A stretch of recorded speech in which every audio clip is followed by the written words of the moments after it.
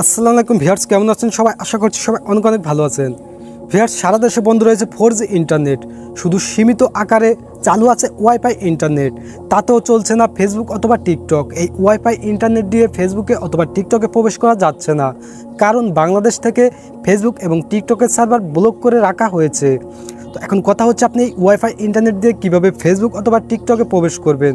আজকের ভিডিওতে আপনাদেরকে এই প্রসেসটি দেখিয়ে দিব, কিভাবে আপনার আইপি অ্যাড্রেস হাইড করে, আইপি অ্যাড্রেস গোপন করে আপনি ফেসবুক অথবা টিকটকে প্রবেশ করবেন।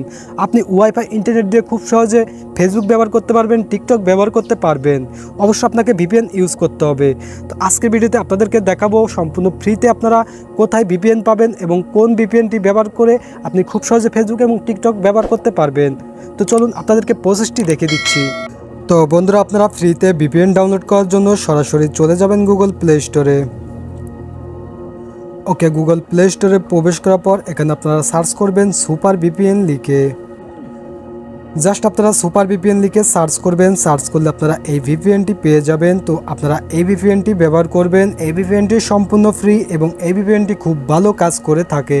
এই ভিপিএনটি কানেক্ট করে আপনি খুব সহজে ওয়াইফাই ইন্টারনেট দিয়ে ফেসবুকে প্রবেশ করতে পারবেন, টিকটকে প্রবেশ করতে পারবেন। তো ভিউয়ার্স, আপনারা অনেকে আছেন যে অনেক বেশি চালাকি করতে যান, আমি আপনাদেরকে বলবো অবশ্যই আপনারা এই ভিপিএনটি ব্যবহার করবেন।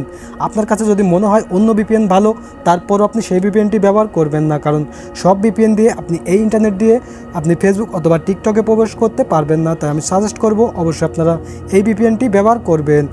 তো আমি অলরেডি এই ভিপিএনটি ব্যবহার করছি এবং আমি আপনাদেরকে ভিডিও শেষে দেখিয়ে দিব এই ভিপিএনটি কানেক্ট করে আমি ওয়াইফাই দিয়ে ফেসবুক ব্যবহার করতেছি।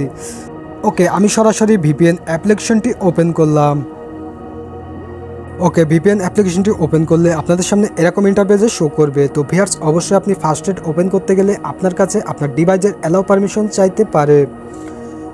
ওকে, তো এই ইন্টারফেসটি শো হওয়ার পর আপনাদেরকে এখন যেটি করতে হবে, আপনারা এখানে দেখতে পাচ্ছেন সিলেক্ট অটো সিলেক্ট, জাস্ট এখানে ক্লিক করবেন। এখানে ক্লিক করলে অনেকগুলো কান্ট্রি নেম শো করবে। এখান থেকে আপনারা জাস্ট সিঙ্গাপুর সিলেক্ট করবেন।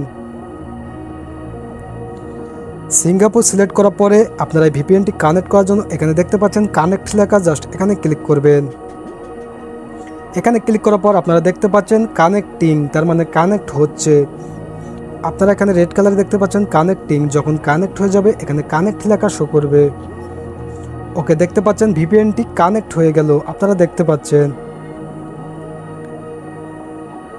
এখানে দেখতে পাচ্ছেন কানেক্টেড লেখা উঠলো, তার মানে ভিপিএনটি কানেক্ট কমপ্লিট হয়ে গেল। তো এখন আমি আপনাদেরকে ফেসবুকে প্রবেশ করে দেখাচ্ছি।